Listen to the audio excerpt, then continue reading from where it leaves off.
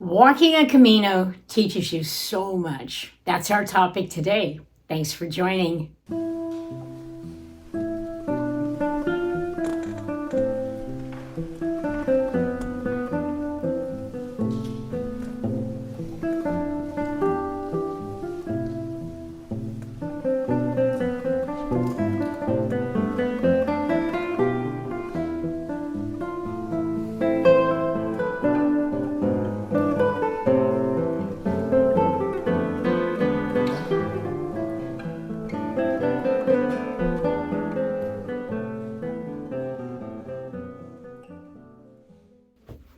When people return from walking a Camino, they seem to have a sort of glow about them, a calmness to their person, a smile on their face.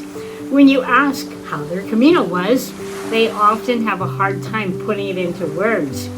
They say things like it was marvelous, or it was the best, or it was fantastic. Those words, while useful in describing some things, don't come anywhere near to explaining how significant and often life-changing the experience is. I often pose this question to Camino friends, and I'm always intrigued by the individual responses. While each person's experience or lessons learned are unique, they do have some commonality that I'm going to try to present here. I've also asked some Camino friends to share their thoughts with you, so later on we'll have them talk to you about what they learned on the Camino. If you've experienced a Camino, you'll probably nod your head in agreement with a lot of this. If you haven't walked a Camino, perhaps these words will be the ones that convince you to begin that wonderful journey called the Camino. Lesson number 1, the lesson of simplicity. One of the first lessons that pilgrims learn on the Camino is the power of simplicity. As you walk for miles each day, carrying only the essentials on your back, you realize how truly little you need to be happy and content. The simplicity of life on the Camino teaches you to appreciate the beauty of the present moment and to let go of material possessions that weigh you down. Lesson number 2, the lesson of perseverance. Walking a Camino is not easy. You face long distances, steep hills, blistering heat or freezing cold, strong winds or blinding rain as you make your way to your destination. The challenges of the Camino teach you the value of perseverance and determination. By pushing through the physical and mental barriers, you learn that you're capable of achieving great things when you set your mind to it. Lesson number 3, the lesson of human connection. One of the most rewarding aspects of walking a Camino are the connections that you make along the way. You'll have the opportunity to meet people from all walks of life, each with their own unique story to share. Regardless of backgrounds, all become equal in the pursuit of the goal. These connections teach you the importance of human connection and the power of community in times of need. Lesson number 4, the lesson of gratitude. Walking a Camino is a humbling experience that encourages you to reflect on the blessings in your life. As you walk through picturesque landscapes and historic towns, you're surrounded by beauty and wonder. This beauty inspires you to practice gratitude for the simple pleasures in life, such as a warm meal, a comfortable bed, or a friendly smile from a fellow pilgrim. Lesson number 5, the lesson of self-discovery. Perhaps the greatest lesson learned by walking a Camino is the value of self-discovery. As you spend hours walking in solitude, you have the opportunity to reflect on your life, your values, and your goals. This introspection often leads to profound insights and personal growth, helping you to better understand yourself and your place in the world. So those are the 5 general categories that pilgrims most often refer to as the lessons they've learned. Let me begin this next section by sharing with you my biggest lesson that the Camino has taught me. That is, plan to not plan. When you're walking a Camino, you have no idea what the next minute, the next hour, the next day will bring. You may walk into a lovely village and find the perfect resting place for the end of your day. A great dinner, wonderful wine, great company with other pilgrims and or the locals. You can't plan that. It just happens. Or you may be walking alone and catch up to another pilgrim, strike up a conversation, and find that you both really enjoy each other's company. This may be the beginning of a long friendship. Or you may trip, sprain your ankle, or break your arm and end up having to take a couple of rest days in a Spanish town. Now, I'm not wishing this upon anyone, but things like this do happen. I personally have suffered everything from stitches to broken bones to torn ligaments. You can't whine about it. You just have to make the best of the situation. Hobble down to the local bar and practice your Spanish with the locals. Take some time to really explore the local museum or the cathedral or the church, or just sit in the Plaza Mayor and enjoy people watching. My point is, if you plan to not plan, no matter what happens, you won't be disappointed. There is a reason for everything. When things happen that are out of your control, just hop on and go for the ride. Let me take a pause for a brief moment to ask you to hit the like button if you're enjoying this video. If you're watching on your TV, it's difficult, so no worries. But if you're watching on your phone or computer, the thumbs up button is right there at the bottom of the screen. Hitting the like button really does do something. It tweaks the algorithms in cyberspace so that when people search for videos on the Camino, they can more easily find this one and others that are similar. So please hit the like button. Now, back to our video. In this next portion, I have asked some Camino friends to share with you the lessons that were important to them that they learned by walking a Camino. This morning, I got in my car and left Surprise, Arizona, and drove to Glendale, California, so I could meet up with my friend Beth, have a glass of wine, and ask her that all-important question: what lesson did you learn from the Camino, or what did the Camino teach you? Good question. I learned the lesson of rise ready. I had been sending a package ahead every couple of weeks as I walked that had some medication and some other things for when my Camino was done. And at one point it didn't show up. And at the same time, I had some serious swelling in my feet and both my ankles, and I could hardly walk. And I got to Ponte Vedra where the box was supposed to be, and it wasn't there. And 4 days later, it still wasn't there. So at some point I woke up and heard this in my head, these words, rise ready. And I took that to mean accept whatever the day is going to bring you. Begin by being prepared to help someone else. Use your time, even though you're stationary, to be a station of help for other people as they might come through. And I did have a chance to bind up a pilgrim's blistered feet with some moleskin and some other things.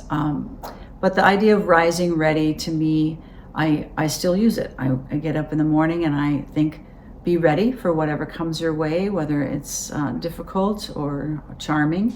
And after 4 days of waiting in Ponte Vedra, my ankles healed. I was able to stop and put ice and continue on without my box. I was able to get the medications replaced, but I had to leave everything else behind because it wasn't there. And in the Hindu tradition, they talk about detachment from physical things. And I think the Camino also, like others have said, teaches the simplicity of the very few things you really need to carry on. And I took that lesson with me, and I'll continue to try and rise ready to accept whatever the day is going to bring. And I thank the Camino for that. Wow. It was nice. That was beautiful. Rise ready. I love it. Thank you so much, Beth. You're welcome. My pleasure. Cheers. Cheers. So I'm here with my friend Cheryl, who is a multiple Camino walker, and I've asked her to share a few words with you about the lessons that she has learned on her Camino. So Cheryl, please. Well, as I was telling you earlier, I just come back from walking the Camino, and I just had the most surprising thing happen to me. When I was walking into Santiago, I just started crying. I realized I was so disappointed.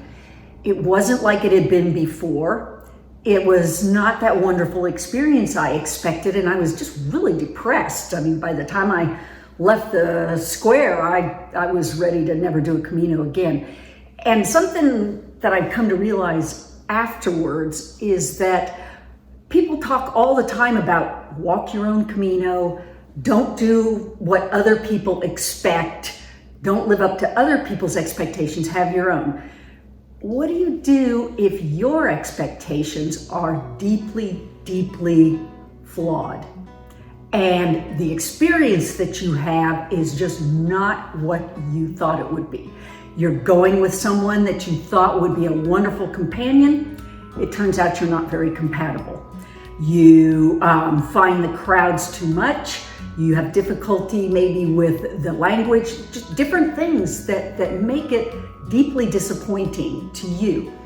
And there's a couple things you can do. The first thing, of course, which we all do, is if I do this again, I won't do A, B, or C, which is what disappointed me. What I'd also urge you to do is go one deeper and say, why did I have that expectation? And spend some time with yourself thinking about that. And that's what I ended up doing. My first Camino was the typical one. I was thrilled when I was done, but I had gone with other people, and I had wanted to go solo. This one, I went solo, and I discovered that those deep relationships and friendships I thought I was going to make along the way did not occur. And I was just very surprised by that. So I took about a day where I said, I'm never doing another Camino, but now I've worked through that, and I'm looking forward to next year. Wow, that's profound. Thank you so much, Cheryl. Oh, thank you, Gigi. Hey, Gigi, Timothy here in sunny Galicia. I cannot believe that it's still this sunny here in Galicia, a place that you love and know so well. By the way, there's our little house there where Gigi has cooked us amazing meals when she comes to stay with us. And here's the Bay of Murros that we get to wake up to every morning. But Gigi, when you called and asked if I would share just a little bit about my Camino experiences and what the Camino's meant to me, I have to be honest, I did not know where to begin. The Camino has made such a significant change in my life. But it starts when my life was probably at its hardest. It was back in May of 2018, and I had just met the love of my life. And she said, you know, I've been walking this Camino path with my daughter for the last couple of years and wondered if you wanted to join us. And when she described that we would be walking over the Pyrenees Mountains into the Rioja Valley, sipping on wine, walking over old Roman bridges, I thought to myself, well, yeah, of course. But little did I know that about a month later, when my feet would hit the trail, that I would encounter one of the most amazing experiences of my life. And not just for its natural beauty and history. Spain is amazing. Spain is incredible. But what the path was able to give me that I hadn't realized that I had lost. The Camino gave me first the gift of time, just time. Time away from my desk, time away from my laptop, time away from the emails and the schedules and the demands of life. You know, that's a gift, just to have time. And it gave me space. You know, it gave me the time and the space to contemplate, to really think beneath the surface of my life. You know, back in May of 2018, I was really going through a rough patch. I was on the heels of a divorce after a 30-year marriage that really rocked my world. I had lost my son in 2016, a couple of years before, and was still absorbing the grief and trying to understand the whys of it all. I was undergoing a significant spiritual change in that the faith that I had long followed since my childhood was giving way to a wider lens, I would say, of the world, and a new way of looking at spirituality. And all of that suddenly, like a geyser, erupted out of my heart and mind on that path, on the Camino.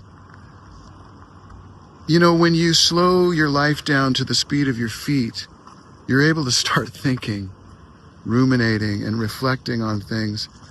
And that is where the inner journey begins. Not just the outer journey of the Roman bridges and the beautiful landscape and the vineyards and the sunflowers and the red poppy seeds by the path. You pilgrims know what I'm saying. The Rioja Valley is just amazing.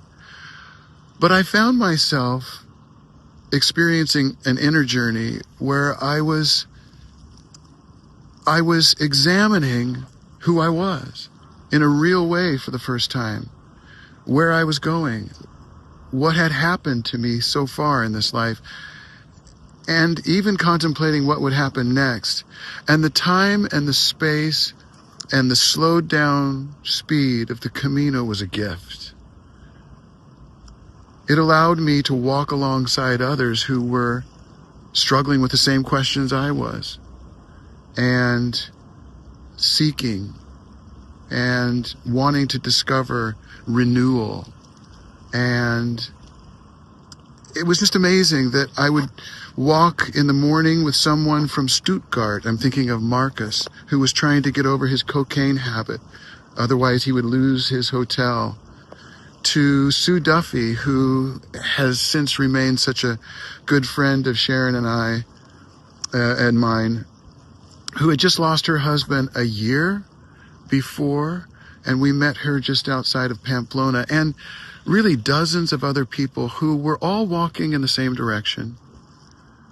Everybody's feet hurt, and yet our hearts were full of a rich kind of mixture of joy, recalling times of sorrow, but also just the deepest kinds of connection and conversation that I think I had lost in my life. And so when I think about my experiences on the Camino, that's what I think about.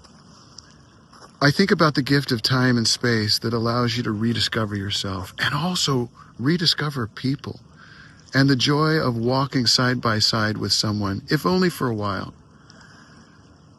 And I've taken that forward in the few Caminos that I've walked, that you don't really have to be on the path in order to have that inward journey. That's what the path teaches you.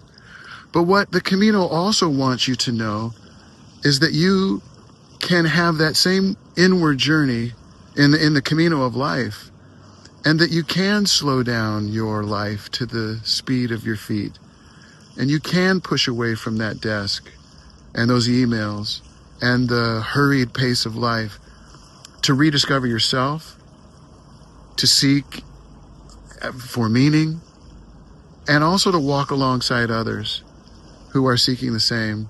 And Gigi, I just want you to know you've been such an inspiration to me. Having your friendship has meant so much to me, and being able to walk some Camino steps with you, hear your Camino stories throughout the years, has really inspired me and, I don't know, taught me so much. So that's just a little bit about what I've learned on the Camino, on this beautiful path that we all enjoy. And so, you know, for anyone watching this, I just want to encourage you, if you've been thinking about walking the Camino, pack your bags and just do it. There's no perfect time. There is no, perfect spot to put a bookmark in life and go walk. Just go walk. And you'll discover the beauty of having the time and space for the inner journey. Bye-bye. Love you.